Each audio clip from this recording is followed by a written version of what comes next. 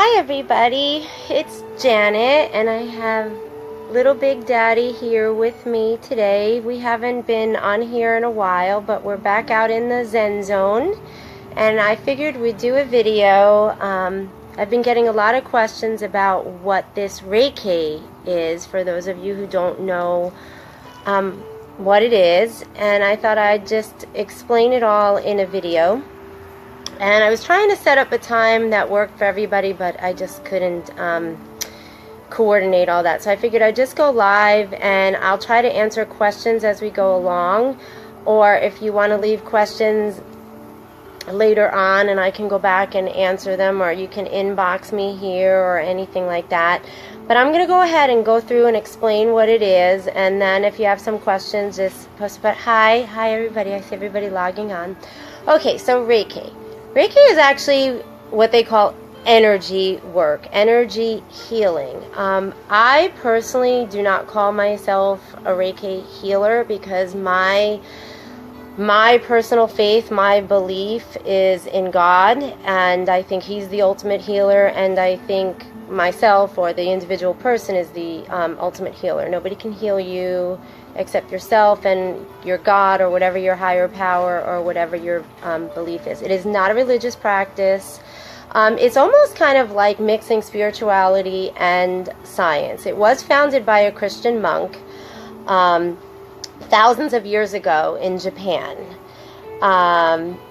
And just to explain, I'm going to give you the best teaching that I had from my teacher Susan Harrison. I'm going to give her a shout out. There is energy everywhere. Everywhere. You ask somebody, for those of you who don't believe it or who are skeptics in it, I ask you, how do you have lights in your house? Most of us have lights in our house. And the typical answer is, well, I put the light switch on. Okay, yeah, but how did that energy get in here? How did you, and how did that light come in the house? And somebody will say, well, FP&L in the case of Florida, or PSE&G put it here, but how did they get it here? And then you usually something like, I don't know, just the lights go on. Well, there's times like when we've had bad storms or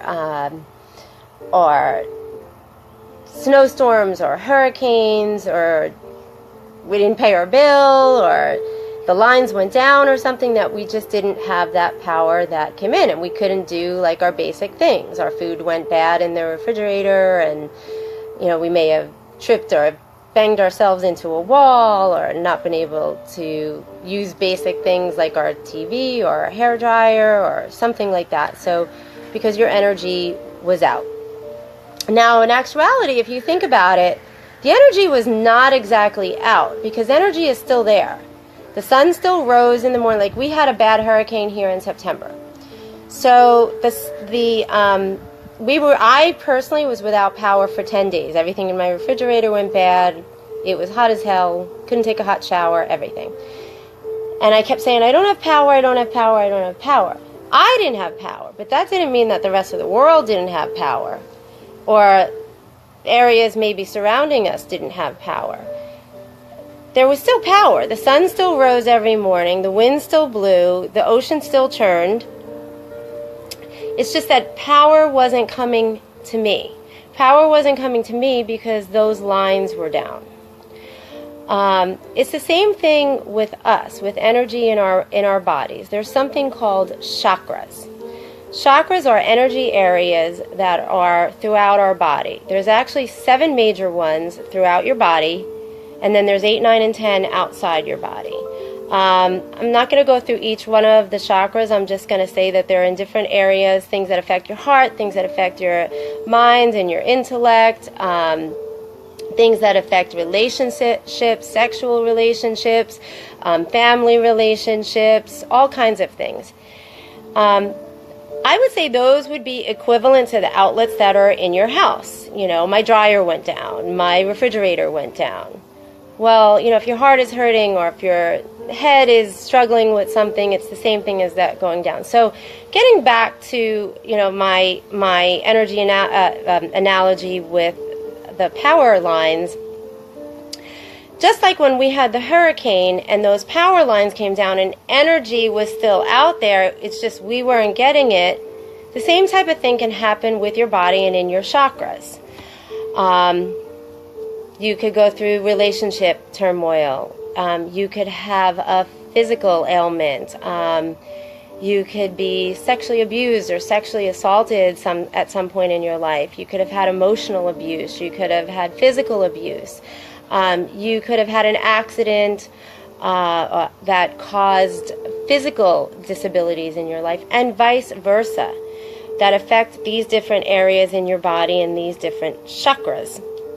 So what happens is, from time to time, just like when the hurricanes or the snowstorms come through and they take down the power lines to your house and you're not getting energy or power into your house, the same thing that happens in your life, all these stresses, distresses, turmoil, emotional, physical, mental, spiritual turmoils affect different things in your body. They say that 97% of all illnesses is caused by stress, and I wholeheartedly believe that. You know, we're all born, for the most part, very healthy. It's things that we go through throughout life that start affecting us later on. We didn't eat right, or we had an accident, we had a car accident, God forbid, or somebody was abused, somebody was physically abused, sexually abused, or just their heart was broken, they suffered a lot of loss, and this winds up affecting different things in their bodies, bringing on cancer, bringing on heart disease, bringing on diabetes, so many different things. So what Reiki is something that comes in and actually helps clear and open those chakras, so that you can be free of this disease, or you can feel comfort. Rather than calling myself a healer, I like to call myself a Reiki comforter. So we can go in after the training that I had. We can go in and we can actually go through these areas of your body, mind, heart, body, spirit, and see where you're blocked and get that energy in. Now, to become a Reiki, I had you have to become what's called attuned. A lot of people have asked me, what is attunement? What is being attuned? Okay, so let's go back to the power in your house, or something electronic in your house. Sure, all of you have Wi-Fi. You're all watching me live on Facebook somehow. So there's a Wi-Fi. There's the World Wide Web way out there coming in, that's connecting us together. So you get your router box, or you get your hotspot. Sure, you ordered it from your cable company. Maybe the guy who was going to come install it brought it with him, or maybe it came a day or two ahead of time, and it just kind of sat there on your counter. And it was there, but it wasn't connected, so you couldn't get online. I'm sure all of you walk in and be like, do you have Wi-Fi? Do you have Wi-Fi? How can you get online? Can I get online? But you're not connected. You need somebody to come in and get that World Wide Web hooked up to the back of your Wi-Fi, the back of your router, and get all your devices hooked up so that you could do your streaming, you could play your games, you could watch your movies, you could chit-chat on Facebook, you could text, you could video call, all the things that you need Wi-Fi for. So basically, when I became a Reiki, I became like the router. And when I got attuned, that was actually me getting hooked up. So in other words, there's all of this energy that's out there I can now channel through me and assist with, if you want to call it the healing process, or I like to call it the comforting process of whatever is going on that's ailing you. So that's what attunement was. I was attuned. I'm a Reiki level 3. I can teach it. There's different levels. Different levels mean different things, and I'm not going to bore you with those levels. But level 3 is the highest you could go. And I work on it daily. And people ask me, do you have to be a massage therapist? No, there's a lot of Reiki masters that are not massage therapists. They are two very different things, but they do work very well together. That's why a lot of massage therapists become Reiki masters and vice versa. I actually kind of did it the reverse. I became Reiki after massage. we also are able to do, there's a lot of treatments that you can't do massage for, like burn victims, or if somebody's been sexually abused, they may not want to be physically touched, or different contraindications that you may have with different illnesses that massage is not, it's not exactly complementary to it, but Reiki is. We do a lot of Reiki in hospitals, in cancer centers, support groups. I've been doing work with Andrea and on the disabled. Pets are extremely sensitive to Reiki because they're open to it. Some people are very skeptical about that. I get that, because they think, well, what the heck are you doing? You know, I don't feel anything. You're not putting your hands on me and actually moving them along my body like you are with massage. Some people are very tactile and they need to feel, see, touch. A typical Reiki session with me is, you know, you will lay on my massage table or sit on a chair. I call it prayer on steroids because I believe in God and I pray. I don't force that on anybody. I usually ask people, you know, what their higher power is, or what there is, and I just, you know, if they don't believe in God, we don't bring that up.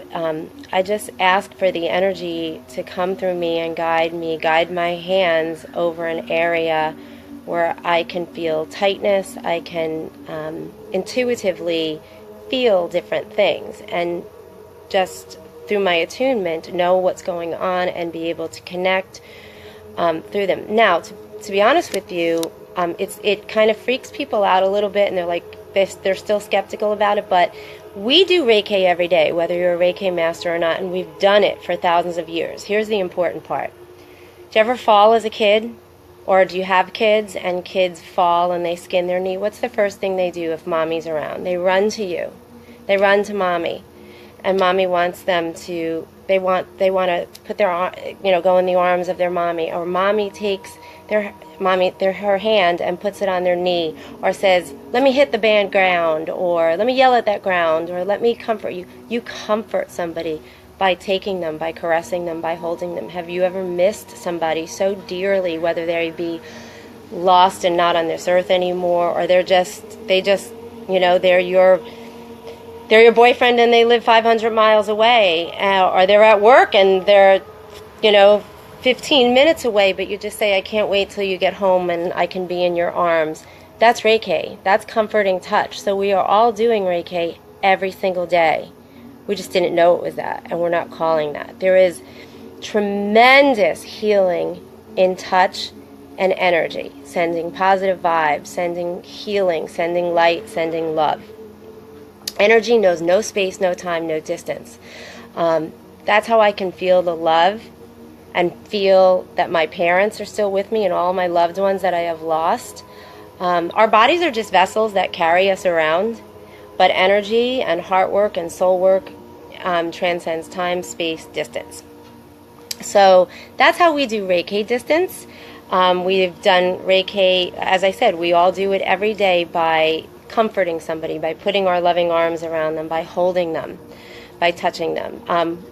By studying it, I just took it to a whole other level where I can comfort people that I don't even know.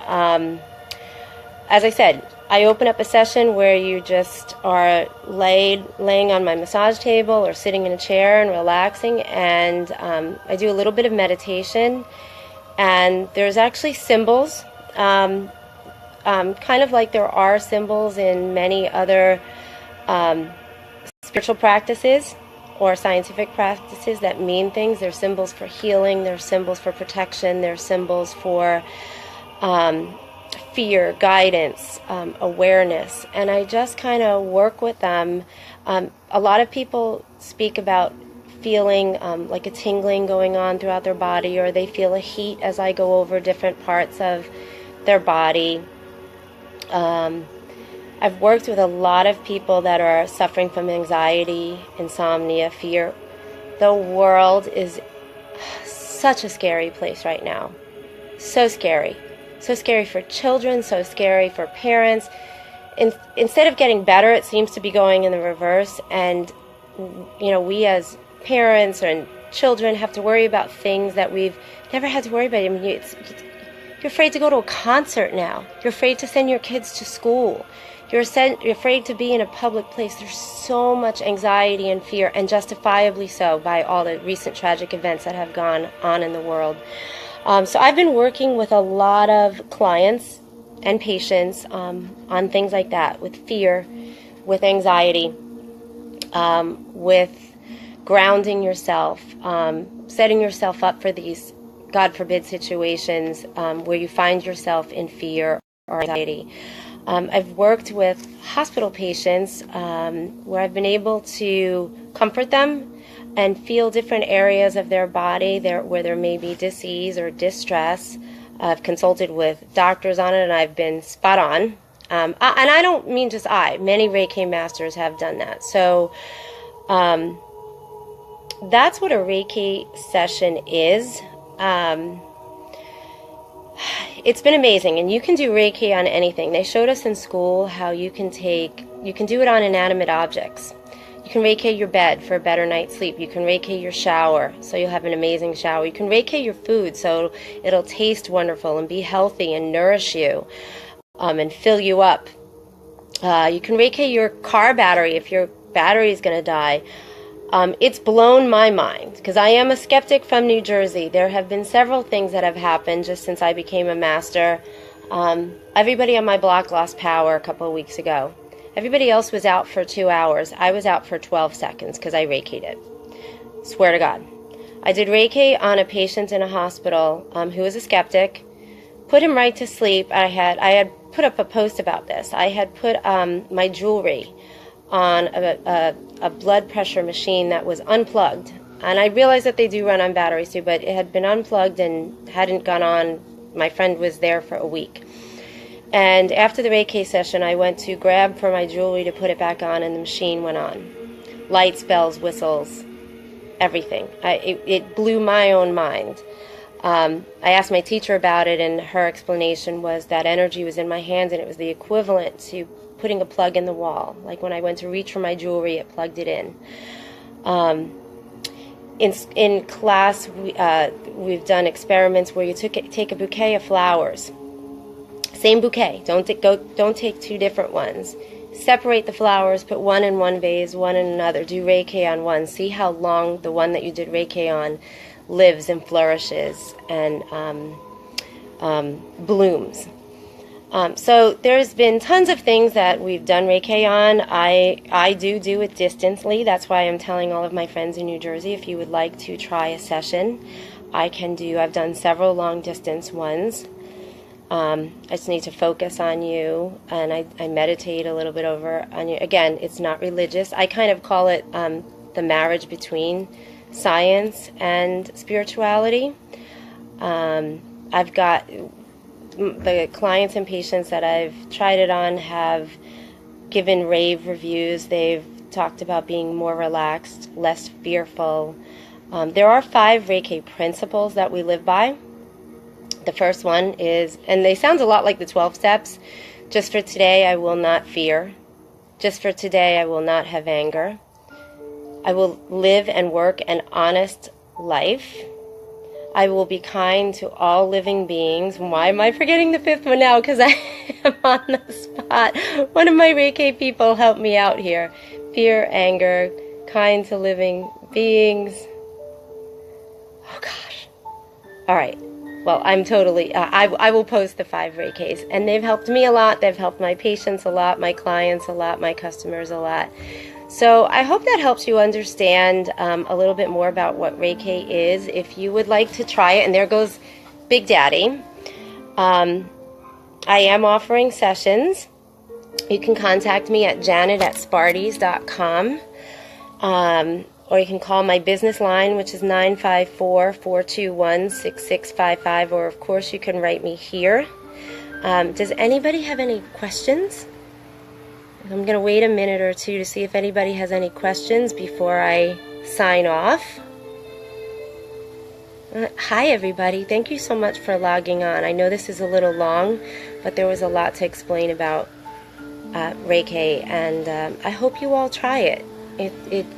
You know, we all have something distressing us, and that causes disease. So the most that we can do to prevent it, heal it, comfort it, the better off we all are. So thank you for watching. God bless, and write me with any questions. Okay, thank you. Bye-bye.